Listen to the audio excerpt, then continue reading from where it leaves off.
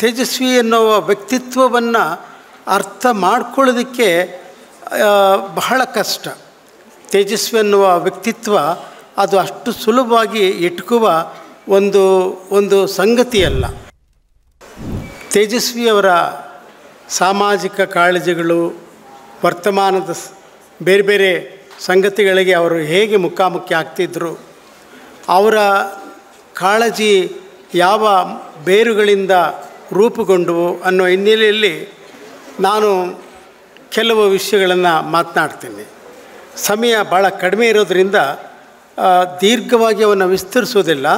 ಆದರೆ ತೇಜಸ್ವಿ ಎನ್ನುವ ವ್ಯಕ್ತಿತ್ವವನ್ನು ಅರ್ಥ ಮಾಡ್ಕೊಳ್ಳೋದಕ್ಕೆ ಬಹಳ ಕಷ್ಟ. ತೇಜಸ್ವಿ ಎನ್ನುವ ವ್ಯಕ್ತಿತ್ವ ಅದು ಅಷ್ಟು ಸುಲಭವಾಗಿ ಇಟ್ಕುವ ಒಂದು ಸಂಗತಿಯಲ್ಲ. ಆದ್ದರಿಂದ ಆ ಬಹುಮುಖ ಪ್ರತಿಭೆಯ ಅತ್ಯಂತ ಸಂಕೀರ್ಣ ಸೃಜನಶೀಲ ಪ್ರತಿಭೆಯನ್ನು ನಾವು ಬಹಳ ಸರಳ ರೇಖೆಗಳಿಂದ ಗುರುತಿಸೋದಕ್ಕೆ ಬರೋದಿಲ್ಲ.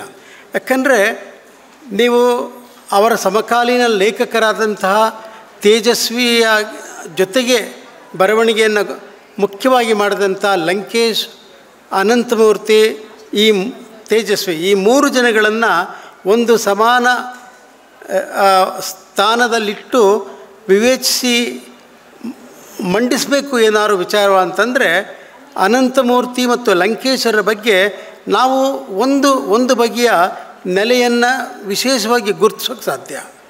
ಆದರೆ ತೇಜಸ್ವಿ ಎನ್ನುವ ಸೃಜನಶೀಲ ಪ್ರತಿಭೆಯನ್ನು, ಅವರೊಳಗಿದ್ದ ಸೃಜನಶೀಲವಾದಂತಹ ಸಂವೇದನೆಯ ಬೇರೆ ಬೇರೆ ಸ್ತರಗಳನ್ನು ಬಹಳ ಸುಲಭವಾಗಿ ನಾವು ಅಧ್ಯಯನಕಾರರ ರೀತಿ, ವಿಮರ್ಶಕರ ರೀತಿ ಮಂಡಿಸೋದಕ್ಕೆ ಆಗೋದಿಲ್ಲ. ಆದ್ದರಿಂದ ಒಂದು ರೀತಿಯಲ್ಲಿ ಹೋಲಿಕೆ ಮಾಡಿಕೊಳ್ಳೋದಾದರೆ ದೇವನೂರು ಮಹಾದೇವ ಅವರ ವ್ಯಕ್ತಿತ್ವ ಹೇಗೆ ಒಂದು ಹಿಡಿತಕ್ಕೆ ಸಿಕ್ಕೋದಿಲ್ವೋ ಹಾಗೆಯೇ ಪೂರ್ಣಚಂದ್ರ ತೇಜಸ್ವಿಯವರು ಕೂಡ ಒಂದು ಹಿಡಿತಕ್ಕೆ, ಲೆಕ್ಕಕ್ಕೆ ನಮಗೆ ಸಿಕ್ಕೋದಕ್ಕೆ ಸಾಧ್ಯವಿಲ್ಲ. ಆದ್ದರಿಂದ ಇಂತಹ ದೊಡ್ಡ ಸಂಕೀರ್ಣ ವ್ಯಕ್ತಿತ್ವವನ್ನು ನಾವು ಯಾಕೆ ಅರ್ಥ ಮಾಡ್ಕೊಳ್ಳೋದಕ್ಕೆ ಕಷ್ಟ ಆಗುತ್ತೆ ಅಂತಂದರೆ, ಒಂದು ಅವರ ಇಡೀ ಸಂವೇದನೆ, ಸೃಜನಶೀಲವಾದ ಸಂವೇದನೆ, ವ್ಯಕ್ತಿತ್ವ ಅದು ಬೇರೆ ಉಳಿದ ಲೇಖಕರಿಗೆ ಒದಗಿ ಬಂದಂತಹ ಪರಿಸರದಿಂದ ಆದದ್ದಲ್ಲ. ಸಾಮಾನ್ಯವಾಗಿ ಬೆಸಗರಳ್ಳಿ ರಾಮಣ್ಣನೋ, ವೀರಭದ್ರಪ್ಪನೋ ಹೀಗೆ ಬೇರೆ ಬೇರೆ ಕಥೆಗಾರರು ಅಂತ ಪ್ರಖ್ಯಾತವಾಗಿ ಯಾರಿದ್ದಾರೋ ಅವರಿಗೆ ಒಂದು ಸಾಮಾಜಿಕ ಹಿನ್ನೆಲೆ ಇದೆ. ನಮಗೆ ಅನುಭವ ಗೊತ್ತಾಗುವಂಥ ಒಂದು ಸಾಮಾಜಿಕ ಪರಿಸ್ಥಿತಿ ಅವರನ್ನು ಆ ರೀತಿಯ ಕಥೆಗಾರರನ್ನಾಗಿ ರೂಪಿಸಿದೆ ಅನ್ನೋದನ್ನು ನಾವು ಅರ್ಥ ಮಾಡ್ಕೊಳ್ತೇವೆ. ಆದರೆ ತೇಜಸ್ವಿಯವರ ಕಥೆಗಳಿಗೆ, ಅವರ ಕಾಳಜಿಗಳಿಗೆ, ಅವರ ಅಭಿವ್ಯಕ್ತಿಯ ಬೇರೆ ಬೇರೆ ಸ್ತರಗಳಿಗೆ ನಾವು ಈ ಬಗೆಯ ಸಿದ್ಧಗೊಂಡ ಒಂದು ಸಾಮಾಜಿಕ ರಚನೆಗಳೇನಿವೆಯೋ ಅವುಗಳ ಮೂಲಕ ಅವ್ರನ್ನ ಅರ್ಥಪಡಿಸೋದಕ್ಕೆ ಸಾಧ್ಯವಾಗಲ್ಲ. ಯಾಕಂದರೆ ಒಂದು ಅವರ ಸಂವೇದನೆ ರೂಪುಗೊಂಡಿರೋದೇ ಒಂದು ಅಖಂಡ ವೈಜ್ಞಾನಿಕ ಪ್ರಜ್ಞೆಯ ಮೂಲಕ ಅವರ ಸೃಜನಶೀಲತೆ ನಿರ್ಧಾರ ಆಗಿದೆ. ಅಂದರೆ ಒಂದು ವಿಜ್ಞಾನ, ಮತ್ತೊಂದು ತತ್ವಶಾಸ್ತ್ರ ಮತ್ತು ಕಲೆ ಇವೆಲ್ಲವೂ ಕೂಡ ಜೊತೆಗೆ ಸಿಂಥೆಸೈಸ್ ಆಗಿ, ಅಂದರೆ ಸಂಯೋಗ ಆಗಿರುವಂಥ ಒಂದು ವ್ಯಕ್ತಿತ್ವ ತೇಜಸ್ವಿಯವ್ರದ್ದು. ಆದ್ದರಿಂದ ಅವರ ಪಾತ್ರಗಳು, ಅವರ ಸಾಹಿತ್ಯದ ಯಾವುದೇ ನಿರೂಪಣೆಗಳು ಕೂಡ ಅಷ್ಟು ಸುಲಭವಾಗಿ ಅರ್ಥಕ್ಕೆ ಸಿಲುಕೋದಿಲ್ಲ. ಅವು ಬೇರೆ ಬೇರೆ ರೀತಿಯ ಸ್ತರಗಳಲ್ಲಿ ಅರ್ಥಗಳನ್ನು ಮಂಡಿಸ್ತಾ ಹೋಗ್ತವೆ. ಆದ್ದರಿಂದ ತೇಜಸ್ವಿಯವರ ಸಾಹಿತ್ಯ ಯಾವ ಸ್ವರೂಪದ್ದು ಅಂತಂದರೆ ಅದು ಸದಾ ಕಾಲವೂ ಕೂಡ, ಬೇರೆ ಬೇರೆ ತಲೆಮಾರುಗಳಿಗೂ ಕೂಡ, ಬೇರೆ ಬೇರೆ ಕಾಲಘಟ್ಟಗಳಿಗೂ ಕೂಡ ಹೊಸದಾಗಿಯೇ ಕಾಣುವಂಥ ಒಂದು ಸಾಹಿತ್ಯ ಆಗಿ ನಿರ್ಮಾಣ ಆಗಿದೆ. ಅಂದರೆ ಏನರ್ಥ, ತೇಜಸ್ವಿಯನ್ನು ರೂಪಿಸಿರುವ ಪರಿಸರ ಯಾವುದು, ಅವರ ಸಾಮಾಜಿಕ ವ್ಯವಸ್ಥೆ ಯಾವುದು ಅಂದರೆ, ನಾವು ರೂಢಿಗತ ಸಮಾಜದಿಂದ ನಾವೇನು ಅನುಭವಿಸಿ ಬಂದು ಬರಿತೀವೋ ಆ ಥರದ ರೂಢಿಗತ ಸಮಾಜದ ನೆಲೆಯಿಂದ ಕುವೆಂಪು ಆಗಲಿ ತೇಜಸ್ವಿ ಆಗಲಿ ಬಂದವರಲ್ಲ. ಕಾಡಿನ ನಿಸರ್ಗದ ಅತ್ಯಂತ ಸಂಕೀರ್ಣವಾದ ಒಂದು ಜೀವಜಾಲದ ಭಾಗವಾದ ಸಂವೇದನೆ ತೇಜಸ್ವಿಯವ್ರದ್ದು. ಅಂದರೆ ನಾವು ಒಂದು ಏನು ಹೇಳ್ತೀವಿ, ಇಕೋಸೆಂಟ್ರಿಕ್ ಕ್ರಿಯೇಟಿವಿಟಿ ಅಂದರೆ ಒಂದು ಒಂದು ಒಂದು ಜೀವಜಾಲ ಪ್ರಣೀತವಾದ ಸೃಜನಶೀಲತೆ. ಆದ್ದರಿಂದಲೇ ತೇಜಸ್ವಿ ಅವರಿಗೆ ನಾವು ಅವರ ಕಾಳಜಿ ಯಾವುದರ ಬಗ್ಗೆ ಕಾಳಜಿ, ಮನುಷ್ಯರ ಬಗ್ಗೆ ಕಾಳಜಿನ, ಮರ ಗಿಡಗಳ ಬಗ್ಗೆ ಕಾಳಜಿನ, ಚಿಟ್ಟೆಗಳ ಬಗ್ಗೆ, ಪಕ್ಷಿಗಳ ಬಗ್ಗೆ, ಅಥವಾ ಜೀವಜಾಲದ ಈ ಯಾವುದೇ ಬಗೆಯ ಒಂದು ಚರಾಚರ ಸಂಗತಿಗಳು ಏನೇನಿವೆಯೋ ಇವೆಲ್ಲದರ ಬಗ್ಗೆ ಒಂದು ಅಖಂಡವಾದ ಸಂಬಂಧ ತೇಜಸ್ವಿಗೆ ಸಾಧ್ಯವಾಗಿದೆ. ಅಂದರೆ ಒಂದು ಅಖಂಡ ಕಾಳಜಿ. ನಾವು ಈ ಒಂದು ಜನಪ್ರಿಯ ಲೇಖಕರು ಅಥವಾ ಇತ್ಯಾದಿ ಲೇಖಕರೇನು ಹೇಳ್ತೀವಿ ಅಂತಂದರೆ, ನಮಗೆ ನಮ್ಮ ಹಳ್ಳಿ, ನಮ್ಮ ಊರು, ನಮ್ಮ ಕೇರಿ, ನಾವು ಅನುಭವಿಸಿದ ಅಸ್ಪೃಶ್ಯತೆ ಅಥವಾ ಬೇರೆ ಬೇರೆ ಸಾಮಾಜಿಕ ಹಿಂಸೆ, ಹಸಿವು ಇತ್ಯಾದಿಗಳನ್ನು ನೇರವಾಗಿ ಒಂದು ಸೃಜನಶೀಲ ಪ್ರಕ್ರಿಯೆಯಲ್ಲಿ ನಾವು ಮಂಡಿಸ್ತೀವಿ. ಆದರೆ ತೇಜಸ್ವಿ ಈ ಸಿದ್ಧಗೊಂಡ ಮಾದರಿಯಿಂದ ಬರದೆ ಅವರು ಜೀವಜಾಲದ ಒಂದು ಅಖಂಡ ಸರಪಳಿ ಏನಿದೆಯೋ, ಜೈವಿಕ ಸರಪಳಿ ಏನಿದೆಯೋ ಅದು ತೇಜಸ್ವಿಯವರ ಸೃಜನಶೀಲತೆಯ ಒಂದು ಸರಪಳಿಯಾಗಿದೆ ಅಂತ ನಾವು ಅರ್ಥ ಮಾಡ್ಕೊಳ್ಬೇಕಾಗ್ತದೆ. ಆದ್ದರಿಂದಲೇ ತೇಜಸ್ವಿಗೆ ಹಕ್ಕಿಗಳ ಬಗ್ಗೆ ಯಾಕೆ ಒಬ್ಬ ದೊಡ್ಡ ಲೇಖಕ ಈ ಹಕ್ಕಿಗಳನ್ನು ಕಾಡಿನಲ್ಲಿ ಸುತ್ತಕೊಂಡು ಈ ಫೋಟೋಗ್ರಫಿ ಮಾಡಿಕೊಂಡು ಮೀನು ಹಿಡ್ಕೊಂಡು ಆ ಹಕ್ಕಿ ಈ ಹಕ್ಕಿ ಇತ್ಯಾದಿದರ ಮಧ್ಯೆ ಅಲ್ಲಿ ಯಾರೋ ಮಂದಣ್ಣನನ್ನು ಹುಡುಕೊಂಡು, ಬಿರಿಯಾನಿ ಕರಿಯಪ್ಪನನ್ನು ಹುಡ್ಕೊಂಡು, ಹೀಗೆ ಅಸಂಖ್ಯಾತವಾದ ಈ ಪ್ರಾಣಿ ಪಕ್ಷಿಗಳನ್ನು ಹಿನ್ನೆಲೆಯಾಗಿ ಇಟ್ಕೊಂಡು ನೋಡ್ತಾನೆ ಈ ನಾವು ನೋಡ್ತಿರೋದು ಮನುಷ್ಯ ಕೇಂದ್ರಿತವಾದ ಒಂದು ಸಮಾಜವನ್ನು, ಮನುಷ್ಯ ಕೇಂದ್ರಿತವಾದ ಕಷ್ಟ ಸುಖಗಳನ್ನು. ತೇಜಸ್ವಿ ನೋಡ್ತಿರೋದು ಅಖಂಡ ಜೀವಜಾಲದ ಒಂದು ಬಹುತ್ವ ಜೈವಿಕತೆಯ ಒಂದು ಸಂಬಂಧಗಳನ್ನು ಅವರು ಇಡಿಯಾಗಿ ನೋಡ್ತಿದ್ದಾರೆ. ಒಂದು ಬಿಡಿಯಾಗಿ ನೋಡುವ ವ್ಯಕ್ತಿತ್ವ ಅವರದಲ್ಲ. ಕರ್ವಾಲೋ ಕಾದಂಬರಿಯ ಆರುವ ಓತಿ ಅದು ಒಂದು ಸಾಧಾರಣವಾದ ನಮ್ಮ ಕಾಡುಗಳಲ್ಲಿ ಸಿಕ್ಕುವಂಥ ಒಂದು ಫ್ಲೈಯಿಂಗ್ ರೆಪ್ಟೈಲ್. ಅದೊಂದು ಆರುವ ಓತಿಖ್ಯಾತ, ಅಂದರೆ ರೆಪ್ಟೈಲ್ಸ್ ಅಂತ ಕರಿತೀವಿ ನಾವು. ಆರುವ ಒಂದು ಫ್ಲೈಯಿಂಗ್ ರೆಪ್ಟೈಲ್ ಅದೊಂದು ಸಾಧಾರಣವಾದ ಒಂದು ಮಲೆನಾಡಿನ ಜೀವಿ.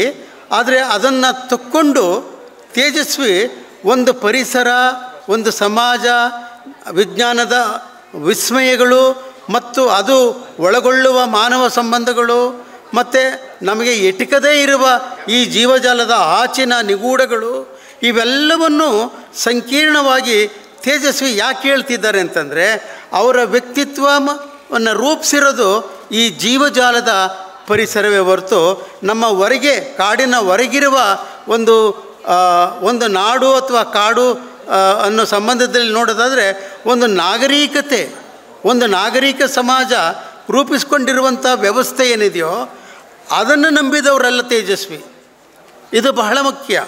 ಅಂದರೆ ನಗರ ಸಮಾಜವೋ ಅಥವಾ ನಾಗರಿಕತೆಯೋ, ಒಟ್ಟಿನಲ್ಲಿ ಹಳ್ಳಿಯೋ, ಒಂದು ನಾಗರಿಕತೆಗೆ ಎದುರುಗೊಂಡು ಅದರ ಜೊತೆಗೆ ಬದುಕನ್ನು ಮಾಡಿಕೊಂಡಂಥ ಸಮಾಜಗಳು ಒಂದು ರೀತಿಯಲ್ಲಿ ಕಾಡಿಗೆ ವಿಮುಖವಾಗಿರ್ತವೆ. ಕಾಡನ್ನು ಕಡ್ಕೊಳ್ಳೋದಕ್ಕೆ ಪ್ರಯತ್ನ ಪಡ್ತವೆ. ಕಾಡನ್ನು ಆಕ್ರಮಿಸ್ಕೊಳ್ಳೋಕ್ಕೆ, ವಿಸ್ತರಿಸ್ಕೊಳ್ಳೋದಕ್ಕೆ, ಅದನ್ನು ನಾಶಪಡಿಸೋದಕ್ಕೆ ಬೇಕಾದಂಥ ಒಂದು ಬುದ್ಧಿವಂತಿಕೆಯನ್ನು ಈ ನಾಗರಿಕ ಜಗತ್ತು ರೂಪಿಸ್ಕೊಂಡ್ರೆ, ತೇಜಸ್ವಿ ವ್ಯಕ್ತಿತ್ವ ಈ ಅಖಂಡವಾದ ಈ ಜೀವಜಾಲವನ್ನು ಉಳ್ಕೊಳ್ಬೇಕಾದ್ರೆ ಈ ಕಾಡಿರಬೇಕು. ನಾಡಿಗಿಂತ ಮುಖ್ಯವಾದದ್ದು ಯಾವುದು? ಕಾಡಿನ ಒಂದು ಜೀವಜಾಲ ಅಥವಾ ಒಂದು ಸ್ಪೀಸೀಸ್ ಅಂತ ಕರೆಯೋದಾದರೆ, ಒಂದು ತಳಿ, ಯಾವುದೋ ಒಂದು ಜೀವಜಾಲದ ಒಂದು ಮುಖ್ಯವಾದ ತಳಿ ಸತ್ತೋದ್ರೆ ಅದು ಅಖಂಡ ಜೀವಜಾಲದ ಒಂದು ಕೊಂಡಿಯನ್ನು ಕಳ್ಕೊಂಡಾಗೆ. ಆದರೆ ವಿಜ್ಞಾನ ಏನು ಹೇಳ್ತದೆ, ನಮಗೆ ಒಂದು ಬೇಕಿಲ್ಲ ಅನ್ನಿಸುವಂಥ ಒಂದು ಯಾವುದೋ ಒಂದು ಪ್ರಾಣಿ, ಯಾವುದೋ ಒಂದು ಮರ, ಗಿಡ, ಸಸ್ಯ ಅದನ್ನು ಕಳ್ಕೊಂಡ್ರೆ ಅಷ್ಟರ ಮಟ್ಟಿಗೆ ನಾವು ಆ ಜೀವಜಾಲದ ಕೊಂಡಿಯಿಂದ ನಷ್ಟವನ್ನು ಪಡ್ಕೊಂಡ್ವಿ ಅನ್ನೋ ಅರ್ಥದಲ್ಲಿ ಒಂದು ರೀತಿಯಲ್ಲಿ ತೇಜಸ್ವಿ ಈ ಅಖಂಡ ಜೀವಜಾಲದ ವ್ಯಕ್ತಿತ್ವವನ್ನು ತಮ್ಮ ಸೃಜನಶೀಲತೆಗೆ ದಾರಿಗೆ ತಂದುಕೊಂಡು ಅವರು ಬರೆಯೋದಕ್ಕೆ ಆರಂಭ ಮಾಡಿದ್ರು. ಆದ್ದರಿಂದ ಇಂಥ ಒಬ್ಬ ಲೇಖಕ ಅವರ ಸಾಮಾಜಿಕ ಕಳಕಳಿ ಹೇಗಿರ್ಬೋದು? ಸಾಮಾಜಿಕ ಕಳಕಳಿ ಅಂತಂದರೆ ನಾವು ಮಾರ್ಕ್ಸ್ವಾದಿಗಳಾದರೆ, ಅಂಬೇಡ್ಕರ್ ವಾದಿಗಳಾದರೆ ನಾವು ಆ ಚೌಕಟ್ಟು, ಆ ಕನ್ನಡಕದ ಮೂಲಕ ನಾವು ಈ ಸಮಾಜವನ್ನು ನೋಡ್ತೀವಿ. ವರ್ಗದ ಕಲ್ಪನೆಯಲ್ಲೋ, ಜಾತಿಯ ಕಲ್ಪನೆಯಲ್ಲೋ, ಅಸಮಾನತೆಗಳ ಮೌಲ್ಯಗಳ ಮೂಲಕವೋ ಆ ಕನ್ನಡಕಗಳನ್ನು ಹಾಕ್ಕೊಂಡು ಈ ಅಖಂಡ ಸಮಾಜವನ್ನು ನೋಡ್ತೀವಿ. ಆದರೆ ವಿಚಿತ್ರ ಅಂದರೆ ಈ ಮಾನವ ಕೇಂದ್ರಿತವಾದ ನಾಗರಿಕತೆಯ ಮೂಲಕ ಬೆಳೆದ ಮೌಲ್ಯಗಳು, ನಮ್ಮ ಬುದ್ಧಿವಂತಿಕೆಗಳು, ನಮ್ಮ ತಂತ್ರಜ್ಞಾನ, ವಿಜ್ಞಾನ ಇವುಗಳೆಲ್ಲದರ ಆಚೆಗಿರುವಂಥ ನಿಗೂಢವಾದಂತಹ ಒಂದು ಜೈವಿಕವಾದ ಅನಂತವಾದ ಸಂಬಂಧ ನಮಗಿನ್ನೂ ಎಟ್ಕೇ ಇಲ್ಲ. ಆದರೆ ನಾವು ಕಾಡನ್ನು ನಾಶಪಡಿಸ್ತಾ ಇದ್ದೀವಿ. ಅಥವಾ ಈ ಜೀವಜಾಲಕ್ಕೆ ಮುಖಾಮುಖಿಯಾಗಿ ಜೈವಿಕವಾದ ಒಂದು ಸೃಜನಶೀಲತೆಯನ್ನು ನಮ್ಮ ಕನ್ನಡ ಸಾಹಿತ್ಯದ ಲೇಖಕರು ಅಳವಡಿಸ್ಕೊಳ್ಬೇಕು ಅನ್ನುವ ಒಂದು ಪರೋಕ್ಷವಾದ ಅಪೇಕ್ಷೆ ತೇಜಸ್ವಿ ಅವ್ರಿಗಿತ್ತು. ಆದ್ದರಿಂದಲೇ ಅವರು ಕೃಷ್ಣೇಗೌಡನ ಆನೆ, ಒಂದು ಕತೆ ಅದು. ಕೃಷ್ಣೇಗೌಡನ ಆನೆ ಅದು ಕಾಡಿನ ಸಂಬಂಧದ ಆನೆ. ನಗರಕ್ಕೆ ಅದನ್ನು ನಾವು ಪಳಗಿಸಿ ಕರ್ಕೊಂಡು ಬಂದಿದ್ದೀವಿ. ಅದು ಆ ಒಂದು ಪುಟ್ಟ ತಾಲೂಕು ಮಟ್ಟದ ಹಳ್ಳಿಯಲ್ಲಿ ಅದು ಓಡಾಡ್ತದೆ. ಅದಕ್ಕೆ ಸಂಬಂಧ ಬೇರೆ ಬೇರೆ ರೀತಿಯಲ್ಲಿದೆ. ಅದು ಹಬ್ಬ ಹರಿದಿನಗಳಿಗೆ ಅದಕ್ಕೆ ಸಂಬಂಧಪಡ್ತದೆ.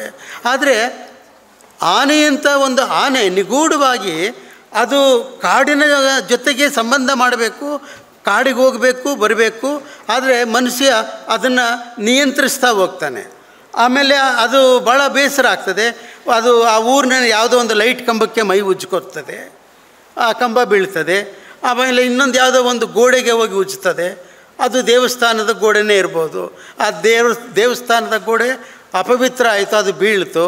ಅಂದರೆ ಈ ಮಾನವ ಕೇಂದ್ರಿತ ನಾಗರಿಕತೆಯ ವಿಕೃತಿ ಅಥವಾ ಅದರ ಕ್ರೌರ್ಯ ಮತ್ತು ಅದರ ಸೀಮಿತವಾದ ಮೌಲ್ಯ ವ್ಯವಸ್ಥೆ, ಜೀವನ ಕ್ರಮ, ಅವು ಹೇಗೆ ಒಂದು ಅಖಂಡವಾದ ಈ ಸೃಷ್ಟಿಗೆ ಬೇಕಾದಂಥ ಒಂದು ಈ ಬೇರುಗಳಿವೆಯೋ ಆ ಬೇರುಗಳನ್ನೆಲ್ಲ ಕಳ್ಕೊಳ್ತಾ ಇದೆಯಲ್ಲ, ಇದು ಹೇಗೆ ಸಾಧ್ಯ?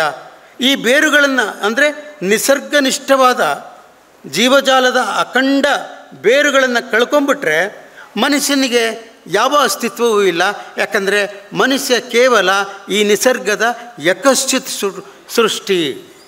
ನಾವು ಅಂದ್ಕೊಂಡಿದ್ದೀವಿ ಈ ನಿಸರ್ಗದಲ್ಲಿ ನಾವು ಶ್ರೇಷ್ಠ ಅಂತ. ಆದರೆ ನಿಸರ್ಗ ಏನು ಹೇಳ್ತದೆ? ಮನುಷ್ಯ ನನ್ನ ನಿಸರ್ಗದ ಯಾವುದೋ ಒಂದು ಸಣ್ಣ ಜೀವಿ ಅಂತ ನಿಸರ್ಗ ಭಾವಿಸ್ತದೆ. ಆದರೆ ನಿಸರ್ಗಕ್ಕೆ ನಾವು ಸವಾಲು ಒಡ್ಡುವಾಗೆ ಕಾಡನ್ನು ಸರ್ಕಾರಿ ಲೆಕ್ಕದಲ್ಲೇ ಲೂಟಿ ಮಾಡ್ತಾ ನಾವು ಈ ಜೀವಜಾಲದ ಅನಂತ ಸರಪಳಿಗಳನ್ನು ಕಟ್ ಮಾಡ್ಕೋತಾ ಇದ್ದೀವಿ. ಈ ಬಗೆಯ ಒಂದು ವೈಜ್ಞಾನಿಕ ಮನೋಧರ್ಮವನ್ನು, ಈ ವೈಜ್ಞಾನಿಕ ಮನೋಧರ್ಮವನ್ನು ತೇಜಸ್ವಿ ಏನು ಮಾಡ್ತಾರೆ? ಅವರ ಸೃಜನಶೀಲ ಕಾಳಜಿ ಯಾವ ಥರದ್ದು ಅಂದರೆ, ಈ ಜೈವಿಕವಾದ ವೈಜ್ಞಾನಿಕವಾದ ಈ ಕೊಂಡಿಗಳನ್ನೆಲ್ಲ ಕಲೆಯಾಗಿ ಕನ್ವರ್ಟ್ ಮಾಡೋದು ಹೇಗೆ? ಒಂದು ಮನುಷ್ಯ ಸಮಾಜಕ್ಕೆ ಬೇಕಾದ ಕಲೆ, ಅದೊಂದು ಫಿಲಾಸಫಿ ಮಾಡೋದು ಹೇಗೆ, ಆರ್ಟ್ ಮಾಡೋದು ಹೇಗೆ, ಅದನ್ನು ಒಂದು ಜೀವನ ಕ್ರಮ ಮಾಡೋದು ಹೇಗೆ? ಅಂದರೆ ನಿಸರ್ಗಕ್ಕೆ ಹೊರತಾದ ಜೀವನ ಕ್ರಮ ಈ ಕಾಲದಲ್ಲಿ ನಾಗರಿಕತೆ, ತಂತ್ರಜ್ಞಾನ ನಮಗೆ ತಂದುಕೊಟ್ಟಿದೆ. ಆದರೆ ಸಹಜವಾದ ಈ ಜೀವನ ಕ್ರಮ ಯಾವುದಿತ್ತೋ ನಮ್ಮ ಹಳ್ಳಿಗಾಡಿನಲ್ಲಿ ಒಂದು ಕಾಲಕ್ಕಿತ್ತು. ಕಾಡಿನ ಒಳಗಿದ್ದ ಆದಿವಾಸಿಗಳಲ್ಲಿ ಆ ಜೀವನ ಕ್ರಮ ಇತ್ತು.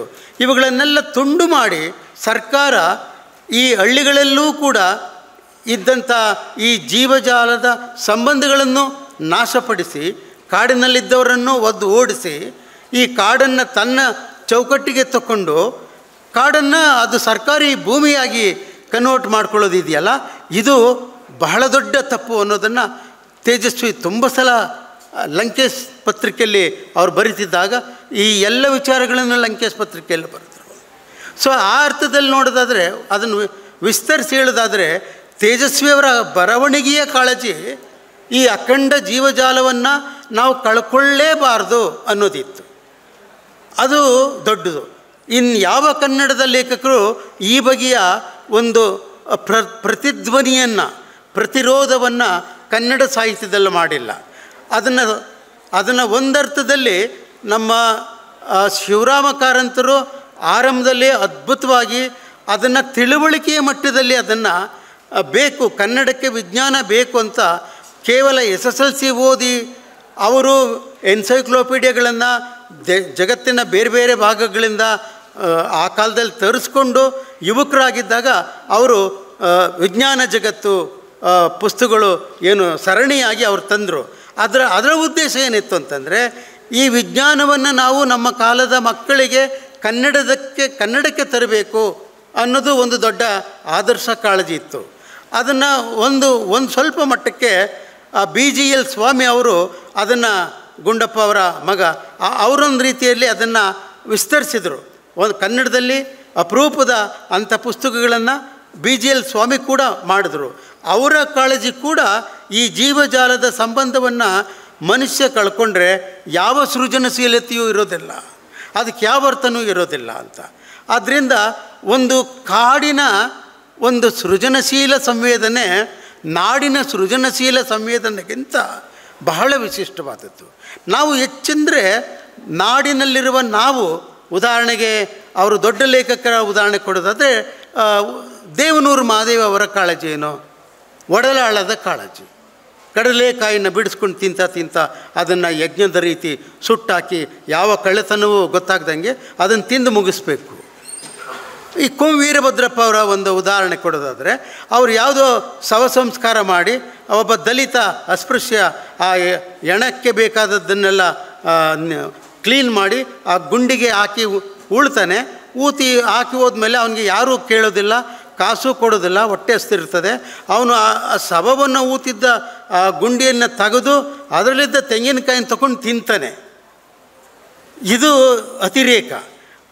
ಅವನು ಬಡವನ ದೀನಸ್ಥಿತಿ ಇಷ್ಟು ಅನ್ನೋದಕ್ಕೆ ಕುಂ ವೀರಭದ್ರಪ್ಪ ಅವರ ಕಾಳಜಿ ಇರ್ಬೋದು, ಆದರೆ ಇದನ್ನು ಅಕ್ಸೆಪ್ಟ್ ಮಾಡ್ಕೊಳ್ಳೋದಕ್ಕೆ ಮನಸ್ಸು ಒಪ್ಪೋದಿಲ್ಲ, ಆಗೋದಿಲ್ಲ. ಸೃಜನಶೀಲತೆಯ ಕೆಲವು ಸ್ತರಗಳಲ್ಲಿ ಕೆಲವು ಅತಿರೇಕಗಳು ಈಗ ಆಗೋಗ್ಬಿಡ್ತವೆ, ಇರಲಿ. ಆದರೆ ದೇವನೂರು ಮಹಾದೇವ ತನ್ನ ಅಟ್ಟಿಯ ಕಳ್ಳತನದ ಹೊಟ್ಟೆಪಾಡನ್ನು ಹೇಳ್ತಾ ಇರೋ ರೀತಿಯೇ ಬೇರೆ. ಸೊ ಕನ್ನಡ ಸಾಹಿತ್ಯದಲ್ಲಿ ಇಂಥ ಅನೇಕ ಉದಾಹರಣೆಗಳಿವೆ. ಆದರೆ ತೇಜಸ್ವಿ ಈ ಬಗೆಯ ಅತಿರೇಕಗಳಿಗೆ ಒಳಗಾದವರಲ್ಲ. ಅಂದರೆ ನಾಡಿನ ಕಷ್ಟ ಸುಖಗಳು ಒಂದು ರೀತಿ ಸೀಮಿತವಾಗಿ ಸಾಹಿತ್ಯ ಲೋಕದಲ್ಲಿ ಸಿಗ್ತವೆ. ಆದರೆ ಒಂದು ಅಖಂಡವಾದ ಜೀವಜಾಲದ ಸಂಬಂಧಗಳನ್ನು ಬರೆಯುವಾಗ ತೇಜಸ್ವಿ ಒಬ್ಬರು ಮಾತ್ರ ಅವರ ಮಿಲೆನಿಯಂ ಸೀರೀಸ್ಗಳಿಂದ ಹಿಡಿದು ಯಾವುದೇ ಬರವಣಿಗೆಯನ್ನು ತಗೊಂಡ್ರೂ ಕೂಡ ಅವರು ಬರೀತಿರೋದು ಒಂದು ನಿಸರ್ಗನಿಷ್ಠ ಸಮಾಜದ ಒಂದು ಜೀವಜಾಲದ ತಿಳುವಳಿಕೆಯ ಮೂಲಕ ಒಂದು ನಾಡನ್ನು ಮುಖಾಮುಖಿ ಆಗ್ತಿದ್ದಾರೆ ಹೊರತು ಅವರು ಒಂದು ಅಟ್ಟಿ, ಒಂದು ಹಳ್ಳಿ, ಒಂದು ಪೇಟೆ, ನವ್ಯ ಲೇಖಕರು ನಗರದಲ್ಲಿದ್ದುಕೊಂಡು ಗತಿ ಸ್ಥಿತಿ ಅಂತವೇನೇನೋ ಕ್ಲಿಪ್ ಜಾಯಿಂಟು ಇಂಥ ಕತೆ ಬರೀತಿದ್ರಲ್ಲ, ಆ ಥರ ಇಲ್ಲ. ಅದಕ್ಕೆ ಅವರು ಹೊಸ ದಿಗಂತದ ಕಡೆಗೆ ಅಂತ ಕನ್ನಡ ಸಾಹಿತ್ಯ ಎಲ್ಲೋ ಹೋಗ್ತಾ ಇದೆ, ನಾನು ಈ ಕಡೆಗೆ ಒಪ್ಪಲ್ಲಪ್ಪ ಅಂದ್ಬಿಟ್ಟು ನವ್ಯ ಸಾಹಿತ್ಯದ ವೇಳೆ ಅವರು ಹೊರಳಿ ಬಂದದ್ದೆಲ್ಲಿಗೆ ಈ ಜೀವಜಾಲದ ಕಾಡಿಗೆ ಬಂದರು. ಅಂದರೆ ಅವ್ರಿಗೆ ಗೊತ್ತಿತ್ತು ಸಾಮಾಜಿಕ ವ್ಯವಸ್ಥೆಯನ್ನು ಅತಿರೇಕ ಮಾಡಿ ಮೈಮೇಲೆ ಹಾಕ್ಕೊಂಡು ಬರೆದಾಗ ನಾವು ಸುಳ್ಳನ್ನು ಬರೆಯೋ ಸಾಧ್ಯತೆಗಳಿರ್ತವೆ. ಆದ್ದರಿಂದಲೇ ನಾನು ಉದಾಹರಣೆ ಕೊಟ್ಟಿದ್ದು, ಕುಂ ವೀರಭದ್ರಪ್ಪನವರ ಉದಾಹರಣೆ ಕೊಟ್ಟಿದ್ದು, ಬರವಣಿಗೆ ತೀವ್ರತೆ ಅತಿಯಾದಾಗ ನಾವು ಕಲ್ಪನೆಯಲ್ಲಿ ಸುಳ್ಳನ್ನೇ ವೈಭವೀಕರಿಸ್ಬಿಟ್ಟಿರ್ತೀವಿ. ಅಂಥ ಒಂದು ಅಪಾಯದಿಂದ ತೇಜಸ್ವಿ ಪಾರಾಗಿದ್ದರು. ನೀವು ಅದಕ್ಕೆ ಬೆಳಗ್ಗೆ ನಮ್ಮ ಉದ್ಘಾಟನಾ ಮಾತನಾಡ್ತಿದ್ದಂಥ ನಮ್ಮ ಶ್ರೀರಾಮ್ ಅವರು BN ಶ್ರೀರಾಮ್ ಅವರು ಮಾತಾಡ್ತಾ ಒಂದು ಲಘುವಾದ ವ್ಯಂಗ್ಯ ವಿಡಂಬನೆ ನಿರಂತರವಾಗಿ ಅವರ ಬರವಣಿಗೆ ಪ್ರತಿ ಪ್ಯಾರಾದಲ್ಲೂ ಒಂದು ಅಲಿಗರಿ, ಒಂದು ವ್ಯಂಗ್ಯ, ವಿನೋದ, ವಿಡಂಬನೆ, ವಿಷಾದ ಇವೆಲ್ಲವನ್ನು ಬೆರೆಸ್ಕೊಂಡು ಕಾಡು ನಾಡು ಈ ಎರಡರ ಸಂಬಂಧವನ್ನು ಸೇತುವೆ ಕಟ್ಕೊಂಡು ಬರೀತಾರೆ. ಒಂದು ಅವರ ಬರವಣಿಗೆಯೇ ಒಂದು ಸೇತುವೆ. ಅಂದರೆ ಕಾಡು ಮತ್ತು ನಾಡಿನ ಈ ಸಂಬಂಧಗಳನ್ನು ಎದುರ ಬದರ ಮಾಡಿ ಒಂದು ಅಖಂಡವಾದ ಮನುಷ್ಯತ್ವವನ್ನು, ಮನುಷ್ಯನ ವಿಕಾಸವನ್ನು ಅವರು ಮಂಡಿಸ್ತಾರೆ. ಆ ಅರ್ಥದಲ್ಲಿ ಅವರ ಕೊನೆಯ ಕಾಲದ ಬರವಣಿಗೆಯಲ್ಲಿ, ಮಾಯಾಲೋಕ ಬರವಣಿಗೆಯಲ್ಲಿ ಇಡೀ ಕಾಡನ್ನು ಒಂದು ಮನುಷ್ಯನ ಸ್ವರೂಪವಾಗಿ ಚಿತ್ರಿಸೋದಕ್ಕೆ ಪ್ರಯತ್ನಪಟ್ಟರು. ಅಂದರೆ ಮನುಷ್ಯರ ಈ ಅಸಂಗತ ಬದುಕು, ಈ ವಕ್ರಸ್ಥಿತಿ, ಈ ಸಮಾಜದ ಜಾತಿ, ಅದರದ್ದೇನೇನೋ ತಪ್ಪೆಲ್ಲ ಇವೆಯಲ್ಲ, ಅವನ್ನೆಲ್ಲ ಬದಿಗೆ ಸರಿಸಿ ಒಂದು ಪರಿಶುದ್ಧವಾದ ಮನುಷ್ಯನ ಸ್ವರೂಪವನ್ನು ಕಾಣೋದಕ್ಕೆ ಮಾಯಾಲೋಕದಲ್ಲಿ ಪ್ರಯತ್ನಪಟ್ಟರು. ಅದನ್ನು ಅವರು ಇಡೀ ಬರವಣಿಗೆಯಲ್ಲಿ ಅದನ್ನು ಕಂಡಿದ್ದಾರೆ. ಆ ಅರ್ಥದಲ್ಲಿ ತೇಜಸ್ವಿಗೆ ಒದಗಿ ಬಂದದ್ದು ಚಾರ್ಲ್ಸ್ ಡಾರ್ವಿನ್ ಏನು ಮನುಕುಲದ ಈ ಜೀವ ವಿಕಾಸವನ್ನು, ಸಾಮಾಜಿಕ ವ್ಯವಸ್ಥೆಯನ್ನು ಜೊತೆಗಿಟ್ಟು ಅವರು ಈ ಸಮಾಜ ಹೇಗೆ ವಿಕಾಸ ಆಗಿದೆ, ಈ ಜೀವಜಾಲ ಹೇಗೆ ವಿಕಾಸ ಆಗಿದೆ ಅನ್ನೋ ಈ ಧ್ರುವಗಳನ್ನು, ಎರಡು ಸ್ತರಗಳನ್ನು ಚಾರ್ಲ್ಸ್ ಡಾರ್ವಿನ್ನು 1885 ವೇಳೆಗೆ ಅವರು ಆರಂಭ ಮಾಡಿ ಆರಿಜಿನ್ ಆಫ್ ದಿ ಸ್ಪೀಸೀಸ್ ಪುಸ್ತಕದ ಅವರ ಥೀಸಿಸ್ ಅದು. ಅದರಲ್ಲಿ ಮಂಡಿಸುವಾಗ ಅವರು ಜಗತ್ತಿಗೆ ಕೊಟ್ಟ ಕಾಣಿಕೆ ಏನಂತಂದರೆ, ಈ ಅಖಂಡ ಈ ವಿಶ್ವ ಸೃಷ್ಟಿ ಆಗಿರೋದು ದೇವರಿಂದ ಅಂತ ಹೇಳೋದಕ್ಕಾಗೋದಿಲ್ಲ. ಇದೆಲ್ಲ ವೈವಿಧ್ಯವನ್ನು ನೋಡಿದ್ರೆ, ಈ ವಿಜ್ಞಾನದ ಸ್ಥಿತಿಯನ್ನು ನೋಡಿದ್ರೆ ಇದು ದೇವರಿಂದ ಆಗಿದೆ ಅಂತ ಹೇಳೋಕ್ಕಾಗಲ್ಲ ಅನ್ನೋ ಅರ್ಥದಲ್ಲಿ ಇದು ನಿಸರ್ಗವೇ, ನಿಸರ್ಗವೇ ಈ ಲೋಕವನ್ನು ಸೃಷ್ಟಿ ಮಾಡಿಕೊಂಡಿದೆ, ಇಷ್ಟು ವೈವಿಧ್ಯವಾಗಿದೆ ಅನ್ನೋ ಒಂದು ದೊಡ್ಡ ಥೀಸಿಸನ್ನು ಕೊಟ್ಟ ನಂತರ ಜಗತ್ತಿನ ಧರ್ಮಶಾಸ್ತ್ರಗಳೆಲ್ಲ ಬೇರೆ ರೀತಿಗೆ ಅವು ಹೋಗಬೇಕಾಯಿತು. ವಿಜ್ಞಾನ ಜಗತ್ತು ಉದ್ಘಾಟನೆ ಆಯಿತು. ವೈಜ್ಞಾನಿಕ ಮನೋಧರ್ಮ ಒಂದು ಬೇರೆ, ವೈಜ್ಞಾನಿಕ ಸೃಜನಶೀಲತೆ ಇನ್ನೊಂದು ಬೇರೆ. ವೈಜ್ಞಾನಿಕ ಸೃಜನಶೀಲತೆ ಅಂದರೆ ಈ ಡಾರ್ವಿನ್ ಓರಿಯೆಂಟೆಡ್ ಆದಂಥ ಒಂದು ಕ್ರಿಯೇಟಿವಿಟಿ, ಅಥವಾ ಅದು ಪಶ್ಚಿಮದಲ್ಲಿ ಅಪಾರವಾದ ಪರಿಣಾಮವನ್ನು ಬೀರ್ತು. ಸಂಸ್ಕೃತಿಗಳು, ಈ ಮಾನವ ಸಂಸ್ಕೃತಿಗಳು ಹೇಗೆ ವಿಕಾಸ ಆಗಿವೆ, ಅವರು ಧರ್ಮವನ್ನು ಹೇಗೆ ರೂಪಿಸ್ಕೊಂಡ್ರು ಅನ್ನೋ ವಿಚಾರ ಬಂದಾಗ ಡಾರ್ವಿನ್ ವಿಚಾರವನ್ನು ತಗೊಂಡು ಯುರೋಪಿನಲ್ಲಿ ಆಂಥ್ರೋಪಾಲಜಿಸ್ಟ್ಸ್, ಮಾನವ ಶಾಸ್ತ್ರಜ್ಞರು ಇದನ್ನು ಕಲ್ಚರ್ ಇವ್ಯಾಲ್ಯುವೇಷನನ್ನು ಮಾತನಾಡೋರು ಇದು ಮಾನವನೇ ಮಾಡಿಕೊಂಡಿರುವಂಥ ಒಂದು ಸಾಂಸ್ಕೃತಿಕ ವಿನ್ಯಾಸವೇ ಹೊರತು, ಸೃಜನಶೀಲವಾದ ಒಂದು ಹುಡುಕಾಟವೇ ಹೊರತು ಇದು ದೇವರಿಂದ ಆದಂಥ ಸಂಸ್ಕೃತಿಯ ರೀತಿ ನೀತಿಗಳು ಅಂತ ಅಲ್ಲ ಅನ್ನೋ ರೀತಿಯಲ್ಲಿ ಆಂಥ್ರೋಪಾಲಜಿ, ಸೋಸಿಯಾಲಜಿಗಳೆಲ್ಲ ಬೇರೆ ರೀತಿಯ ವಿಚಾರಗಳನ್ನು ಮಂಡಿಸಿದ್ವು. ಸಾಹಿತ್ಯವೂ ಅದನ್ನೇ ಮಂಡಿಸ್ತು. ತತ್ವಶಾಸ್ತ್ರವು, ಚಿತ್ರಕಲೆ, ಬೇರೆ ಬೇರೆ ಎಲ್ಲ ಮಾನವಿಕ ಶಾಸ್ತ್ರಗಳು ಕೂಡ ಈ ವಿಜ್ಞಾನದ ಬುನಾದಿ, ವಿಜ್ಞಾನದ ಒಂದು ತತ್ವ, ಸೈಂಟಿಫಿಕ್ ಫಿಲಾಸಫಿ ಏನಿತ್ತೋ, ವಿಜ್ಞಾನದ ಮೂಲಭೂತ ತತ್ವ ಏನಿತ್ತೋ ಅದನ್ನು ಕಲೆಗೆ ಹೇಗೆ ಅನ್ವಯ ಮಾಡೋದು, ಕಲಾಶಾಸ್ತ್ರ, ಕಲಾ ಮೀಮಾಂಸೆಗೆ ಹೇಗೆ ತರೋದು ಅನ್ನೋ ಅರ್ಥದಲ್ಲಿ ಬಂದಾಗ ತೇಜಸ್ವಿ ಈ ಕಲಾ ಮೀಮಾಂಸೆ ಮತ್ತು ವಿಜ್ಞಾನ ಮೀಮಾಂಸೆ ಈ ಎರಡನ್ನೂ ಜೊತೆಗೆ ಬೆರೆಸಿ ಕನ್ನಡ ಸೃಜನಶೀಲ ಲೋಕದ ಮೇಲೆ ಅಪಾರವಾದ ಪರಿಣಾಮವನ್ನು ಬೀರಿದ್ದಾರೆ.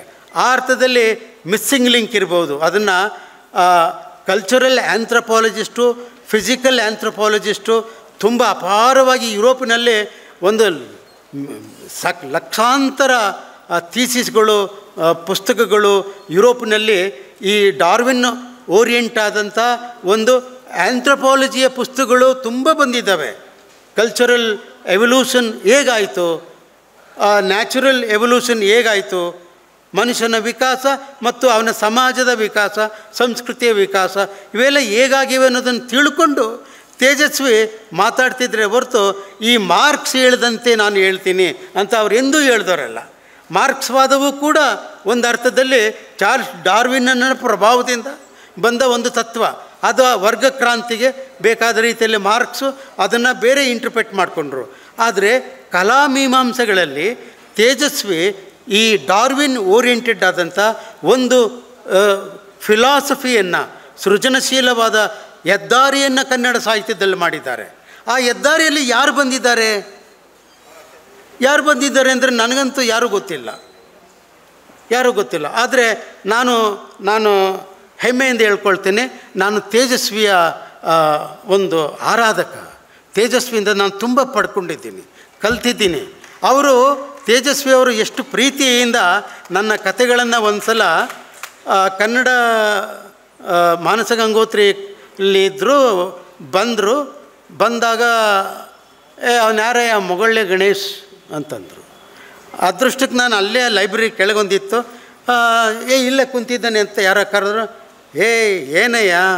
ಆಗ ನಾನು ಲಂಕೇಶ್ ಪತ್ರಿಕೆಯಲ್ಲಿ ಪ್ರಾಣಿಗಳು ಅಂತ ಒಂದು ಕತ್ತೆಗಳ ಬಗ್ಗೆ, ಒಂದು ಹಳ್ಳಿಯಲ್ಲಿ ಕತ್ತೆಗಳಿಂದ ಏನೇನು ಫಜೀತಿ ಆಯ್ತದೆ ಅಂತ ಒಂದು ತಮಾಷೆಯಲ್ಲಿ ಬರೆದಿದ್ದಾದಮೇಲೆ ಆ ಕತೆ ನನಗೆ ಇನ್ಫ್ಲುಯೆನ್ಸ್ ಮಾಡಿಬಿಡ್ತು ಕಣಯ್ಯ. ಇದು ದೊಡ್ಡದು. ಯಾರು ಇಷ್ಟು ದೊಡ್ಡ ಲೇಖಕರು, ನಾನು ಆಗ್ತಾನೇ ಬರೀತಿದ್ದವನು ಲಂಕೇಶ್ ಪತ್ರಿಕೆಯಲ್ಲಿ ಬುಗುರಿ ಪ್ರಜಾವಣೆಯಲ್ಲಿ ಆಗ್ತಾನೆ ಬರೆದು ಯಶಸ್ವಿ ಆಗಿದ್ದ ಕತೆಗಾರ ಅನಿಸ್ಕೊಂಡಿದ್ದವನು ಬೆನ್ನು ತಟ್ಬಿಟ್ಟೆ ಬಾರಯ್ಯ ಅಂತ ಕ್ಯಾಂಟೀನ್ ಕರ್ಕೊಂಡೋದ್ರು, ಟೀ ಕುಡಿಸಿದ್ರು. ನಿನ್ನ ಆ ಕಥೆಯಿಂದ ನನಗೆ ಇನ್ಫ್ಲುಯೆನ್ಸ್ ಆಗಿದ್ದೀನಯ್ಯ, ಕೃಷ್ಣೇಗೌಡನ ಆನೆ ಅಂತ ಬರೀತಿದ್ದೀನಿ, ನೀನು ಕಥೆಗಳ ಬಗ್ಗೆ ಬರೆದಿದ್ದೀಯೇ, ನಾನು ಆನೆ ಬಗ್ಗೆ ಬರೀತೀನಿ ಅಂತ ಅವರು ಲಂಕೇಶ್ ಪತ್ರಿಕೆಯಲ್ಲಿ ಅದು ಸೀರೀಸ್ ಬಂತು. ಅಂದರೆ ಹೀಗೆ ಸಣ್ಣವರಿಂದ ಅವ್ರು ಯಾರಾದರೂ ಒಂದು ಸ್ವಲ್ಪ ಚೆನ್ನಾಗಿ ಬರೀತಾರೆ ಅಂದರೆ ಇವನಮ್ಮವ ಇದು. ಆಮೇಲೆ ತೇಜಸ್ವಿ ಯಾರನ್ನೂ ಮನೆಗೆ ಕರೆದೋರಲ್ಲ. ಶಿವಾರೆಡ್ಡಿಗೆ ಇದು ಗೊತ್ತು. ನಾನು ಅಗ್ನಿನಲ್ಲಿ ತಕರಾರು ಅನ್ನೋ ಪುಸ್ತಕ ಬರೆದು ಎಲ್ರಿಗೂ ಒಂದು ರೀತಿ ಬಾರ್ಗೋಲ್ನ ವಿಮರ್ಶೆ ಬರೆದಿದ್ದೆ, ಬಾರ್ಗೋಲಲ್ಲಿ ಹೊಡೆದು ವಿಮರ್ಶೆ ಬರೆದಿದ್ದೆ. ಆಗ ಅದನ್ನು ತುಂಬ ಮೆಚ್ಚಿಕೊಂಡು ನನಗೆ ಮುನ್ನುಡಿ ಬರ್ಕೊಡ್ಬೇಕು ನೀವು ಅಂತ ತೇಜಸ್ವಿ ಅವ್ರನ್ನ ಕೇಳಿದೆ. ಅವರು ಅದನ್ನ ಇಟ್ಕೊಂಡು, ನೀನು 1-2 ತಪ್ಪಿವೆ, ಅದನ್ನು ಸರಿಪಡಿಸ್ಕೊಂಡ್ರೆ ನನ್ನ ಮುಂದೆ ಬಂದು ನೀನು ಕುತ್ಕೊಂಡು ನನ್ನ ಜೊತೆ ಚರ್ಚೆ ಮಾಡಿದ್ರೆ ನಾನು ಮುನ್ನುಡಿ ಬರೀತೀನಿ ಅಂತಂದರು. ಆದರೆ ನಾನು ಅವ್ರ ಹತ್ರ ಹೋಗೋ ಧೈರ್ಯ ನನಗಿರಲಿಲ್ಲ, ಅದನ್ನು ಮುನ್ನುಡಿ ಬರ್ಕೊಳ್ಳೋಕ್ಕಾಗಲಿಲ್ಲ. ಅಷ್ಟೊತ್ತಿಗೆ ಅವ್ರು ತೀರ್ಕೊಂಡ್ರು. ಆದರೆ ಈ ಥರದ ಒಂದು ವೈಜ್ಞಾನಿಕ ಮನೋಧರ್ಮದ ಅತ್ಯಂತ ಗಾಢ ಸಂವೇದನಾಶೀಲವನಾದ ಲೇಖಕ ಈ ಅಖಂಡ ಜೀವಜಾಲವನ್ನು ತನ್ನ ಲೋಕವಾಗಿ ಮಾಡಿರುವ ಒಂದು ಈ ಹೆದ್ದಾರಿಯನ್ನು ಯಾರೂ ಉಳಿಸೋಕ್ಕೆ ಸಾಧ್ಯವಿಲ್ಲ, ಮತ್ತು ಇದನ್ನು ಹಿಂಬಾಲಿಸೋದಕ್ಕೂ ಸಾಧ್ಯವಾಗೋದಿಲ್ಲ. ಈ ಸಾಮಾಜಿಕ ಕಾಳಜಿ ಅನ್ನೋದನ್ನು ನಾವು ಭಾಳ ಸರಳಗೊಳಿಸಿ ಮಾತಾಡ್ತೀವಿ. ಅಂದರೆ ಒಂದು ಜೀವಜಾಲಕ್ಕೆ ಕೊಟ್ಟ ದೊಡ್ಡ ಕಾಳಜಿಯೇ ನಿಜವಾಗಿಯೂ ಒಂದು ರೀತಿಯಲ್ಲಿ ಸಾಮಾಜಿಕ ಕಾಳಜಿ. ಅದು ಜೀವಜಾಲಕ್ಕೆ ಅಂದರೆ ತೇಜಸ್ವಿಯವರ ಇಡೀ ಬರವಣಿಗೆಯಲ್ಲೆಲ್ಲ ಒಂದು ಜೀವ ಜಗತ್ತಿದೆ, ಒಂದು ಅಖಂಡವಾದ ಜೀವ ಜಗತ್ತಿನ ಸಣ್ಣ ಸಣ್ಣ ವಿವರಗಳನ್ನು ಇರುವೆಯನ್ನೂ ಬಿಡದಂತೆ ಬರೆಯುವ ಈ ಲೇಖಕ ಮನುಷ್ಯರ ಕಡೆಗೆ ತಿರುಗಿ ನೋಡಿದ್ದು ಕಡಿಮೆ ಅಂತ ಅನ್ಕೋಬಾರ್ದು. ಯಾವುದು ನಮ್ಮನ್ನು ಪೋಷಿಸುವ ಒಂದು ಜೀವಜಾಲದ ಜಗತ್ತಿದೆಯೋ ಅದನ್ನು ಅಖಂಡವಾಗಿ ಉಳಿಸ್ಕೊಂಡ್ರೆ ಮನುಷ್ಯನನ್ನು ಉಳಿಸ್ಕೊಳ್ಳೋದು ಸುಲಭ ಅನ್ನೋದು ಒಂದಿತ್ತು. ಆದರೆ ಒಬ್ಬ ಲೇಖಕಾಗಿ ತೇಜಸ್ವಿಯವರು ಆರಂಭದಲ್ಲಿ ಈ ಕೆಂಪು ಪುಸ್ತಕ ಅಂದರೆ ಒಂದು ರೀತಿ ಕ್ರಾಂತಿಕಾರಕವಾಗಿ ಯುವಕರಾಗಿದ್ದಾಗ ಅವರು ಕೆಂಪು ಪುಸ್ತಕವನ್ನು ತಂದರು. ಅಂದರೆ ಸಮಾಜವಾದಿ ಚಿಂತನೆಗಳನ್ನು ಇಟ್ಕೊಂಡು ಈ ಸಾಮಾಜಿಕ ವ್ಯವಸ್ಥೆಯನ್ನು, ಈ ರಾಜಕೀಯ ವ್ಯವಸ್ಥೆಯನ್ನು ಬದಲಾಯಿಸೋದಕ್ಕೆ ಅವರ ಸಮಕಾಲೀನರಾಗಿದ್ದಂಥ ನಂಜುಂಡಸ್ವಾಮಿಯವರ ಜೊತೆಗೆ, ಲಂಕೇಶ್ ಜೊತೆಗೆ ಅವರು ಪ್ರಯತ್ನಪಟ್ಟರು. ಒಂದಷ್ಟು ರೀತಿಯಲ್ಲಿ ಅವರು ಯಶಸ್ವಿಯೂ ಆದರು. ಆದರೆ ಕೊನೆ ತನಕ ಅನೇಕರು ಗಮನಿಸಬೇಕಿದ್ದನ್ನು, ಅವರ ಸಾಮಾಜಿಕ ಕಾಳಜಿ, ಅವರ ರಾಜಕೀಯ ಕಾಳಜಿ ಎರಡನ್ನೂ ಇಟ್ಕೊಂಡು ಮಾತಾಡೋದಾದರೆ ಅಪ್ಪಟವಾಗಿ ತೇಜಸ್ವಿಯವರು ಬಹಳ ಮುಖ್ಯವಾಗಿ 2 ಮುಖ್ಯ ಚಳುವಳಿಗಳ ಜೊತೆಗೆ ತಮ್ಮನ್ನು ಗುರುತಿಸ್ಕೊಂಡಿದ್ದರು. ಒಂದು ರೈತ ಸಂಘದ ಜೊತೆಗೆ ಗುರುತಿಸ್ಕೊಂಡಿದ್ದರು, ಎರಡನೇದು ದಲಿತ ಸಂಘರ್ಷ ಸಮಿತಿಯ ಜೊತೆಗೆ ಗುರುತಿಸ್ಕೊಂಡಿದ್ದರು. ಅದರ ನಾಯಕರ ಜೊತೆಗೆ ಅವರು ಹೋರಾಟದಲ್ಲಿ ಭಾಗವಹಿಸದೇ ಇರ್ಬೋದು, ಆದರೆ ಅವರು ವೈಯಕ್ತಿಕವಾಗಿ ನನಗೆ ಗೊತ್ತಿರುವ ಹಾಗೆ ಈ 2 ಮುಖ್ಯ ಕರ್ನಾಟಕದ ವ್ಯವಸ್ಥೆಯನ್ನು ಬದಲಾಯಿಸಿದಂಥ ಒಂದು ಚಳುವಳಿಗಳನ್ನು ಅವರು ಬಹಳ ಮುಖ್ಯವಾಗಿ ಪ್ರೀತಿ ಮಾಡ್ತಾಯಿದ್ರು. ಆ ನಾಯಕರಿಗೆ ಹಿನ್ನೆಲೆಯಾಗಿ ಒಂದು ಸಲಹೆಗಾರರಾಗಿದ್ದರು. ದೇವನೂರು ಮಹಾದೇವ್ ಅವರ ಅನೇಕ ಆಲೋಚನೆಗಳು, ಹೋರಾಟಗಳಲ್ಲಿ ಈ ಇಬ್ಬರು ತೇಜಸ್ವಿ ಮತ್ತು ನಂಜುಂಡಸ್ವಾಮಿಯವರ ವಿಚಾರಗಳು ತುಂಬ ಇವೆ.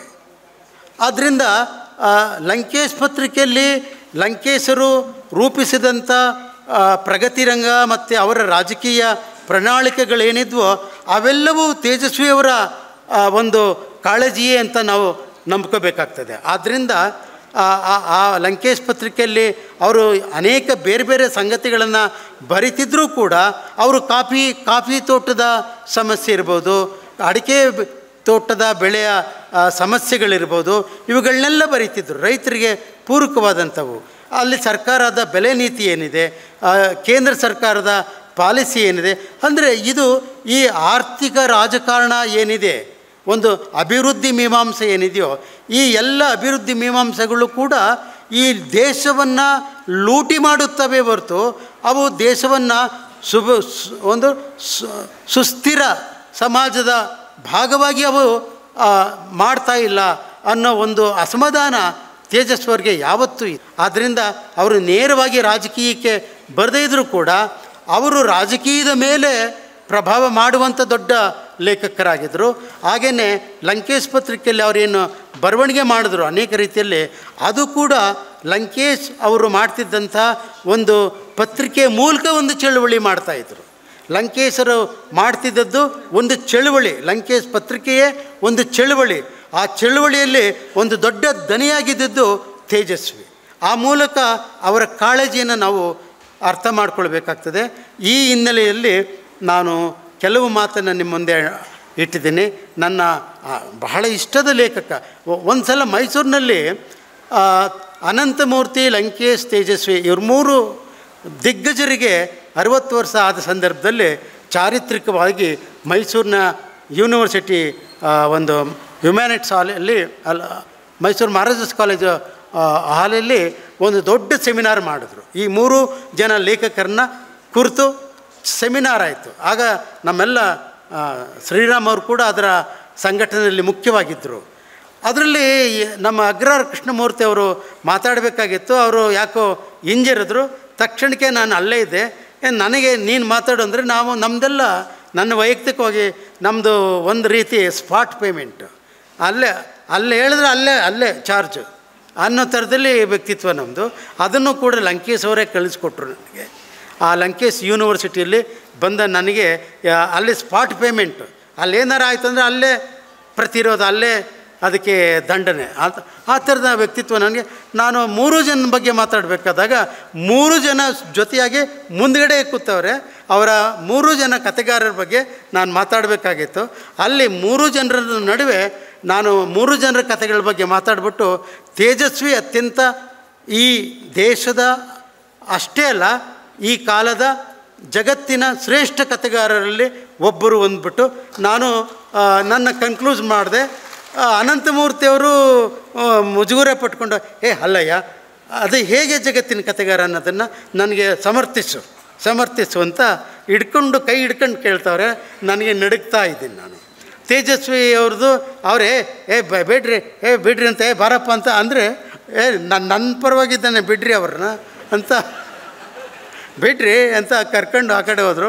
ಲಂಕೇಶು ನನ್ನನ್ನು ಅಷ್ಟೊತ್ತಿಗೆ ಅವ್ರಿಗೆ ಒಂದು ಕಣ್ಣಿಗೆ ಪೆಟ್ಟಾಗಿತ್ತು, ಭಾಳ ಕಷ್ಟದಲ್ಲಿತ್ತು ಒಂದು ದೃಷ್ಟಿ. ಆಗ ನನ್ನ ಒಂದೇ ಕಣ್ಣಲ್ಲಿ ಹಿಂಗೆ ಸುಮ್ಮನೆ ನೋಡಿ ನಕ್ಕಿದ್ರು. ಅಂದರೆ ಮೆಚ್ಚುಗೆಯ ನಗು, ನಿನ್ನ ದಿಟ್ಟ ನಿಲುವು ನನಗಿಷ್ಟ ಆಯಿತು. ಓಕೆ ಅಂದರೆ ನನ್ನ ಬಾಸು ಲಂಕೇಶು, ಆದರೆ ಲಂಕೇಶನ್ನು ಬಿಟ್ಬಿಟ್ಟು ನಾನು ತೇಜಸ್ವಿಯವರ ಈ ಜಗತ್ತಿನ ನನ್ನ ಕಾಲದ ಸಮಕಾಲೀನ ಜಗತ್ತಿನ ದೊಡ್ಡ ಕಥೆಗಾರ ನನಗೆ ತೇಜಸ್ವಿ. ಮಾರ್ಕ್ವೆಸ್ಸು ಅವರು ಇವರು ಅಂತ ಹೇಳ್ತಾರೆ, ಅವರೆಲ್ಲರೂ ದೊಡ್ಡವರಲ್ಲ. ನನಗೆ ನನ್ನ ಕಾಲದಲ್ಲಿ ನನ್ನ ನೆಲದಲ್ಲಿ ಭಾಷೆಯಲ್ಲಿ ಬಹಳ ಗ್ರೇಟ್ ಆದಂಥ ಒಬ್ಬ ಲೇಖಕ ತೇಜಸ್ವಿ ಅಂತ ಅವತ್ತು ಹೇಳಿದ್ದೆ. ನಾನು ಇವತ್ತು ಅದೇ ನಿಲುವಿಗೆ ಬದ್ಧನಾಗಿದ್ದೀನಿ. ಇಷ್ಟು ಹೇಳಿ ನನ್ನ ಮಾತು ಮುಗಿಸ್ತೀನಿ. ನನಗೆ ಅವಕಾಶ ಮಾಡಿಕೊಟ್ಟಂಥ ಎಲ್ಲ ಹಿರಿಯರಿಗೆ, ವಿಶೇಷವಾಗಿ ನಮ್ಮ ಈ ಸಂಪುಟಗಳನ್ನು ರೂಪಿಸಿರುವ ಗೆಳೆಯರಿಗೆ, ಈ ಸಂಪುಟಗಳನ್ನು ರೂಪಿಸಿರೋದು ನಿಜವಾಗಲೂ ಚಾರಿತ್ರಿಕವಾದದ್ದು. ಯಾರ್ಯಾರೋ ಸಮಗ್ರಗಳನ್ನು ತಂದ್ಕೋಬೋದು, ನಾಳೆ ದಿನ ನನ್ನ ಬಗ್ಗೆನೂ ನಾನು ಸತ್ತೋದ ಮೇಲೆ ಯಾರು ತರ್ಬೋದು, ಅದು ಮುಖ್ಯ ಅಲ್ಲ. ಅವೆಲ್ಲ ಡಬ್ಬ ಅಂತ ಬಿಸಾಕ್ಬೋದು. ಆದರೆ ಯಾವತ್ತೂ ನಮ್ಮ ಮನೆಯಲ್ಲಿ ನಮ್ಮ ಮಕ್ಕಳಿಗಾಗಿ, ನಾಳಿನ ಮಕ್ಕಳಿಗಾಗಿ ಇಟ್ಕೋಬೇಕಾಗ್ತದೆ ಮನೆಯಲ್ಲಿ. ಅಂಥ ಒಂದು ಕೃತಿಗಳಿವೆ. ಇವನ್ನು ಸಮಗ್ರವಾಗಿ ತರೋದಕ್ಕೆ ಎಲ್ಲರೂ, ನನಗೆ ಗೊತ್ತಿಲ್ಲ ಎಷ್ಟು ಜನ ಇದಕ್ಕೆ ಶ್ರಮ ಹಾಕಿದ್ದಾರೆ ಅನ್ನೋದು ಒಂದು ಅಂದಾಜಿದೆ ನನಗೆ.